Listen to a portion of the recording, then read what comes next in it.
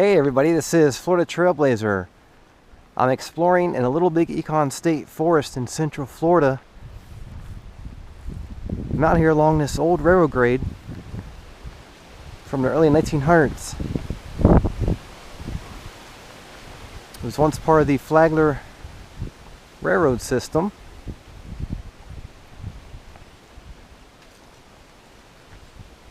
There's a lot of history in this area.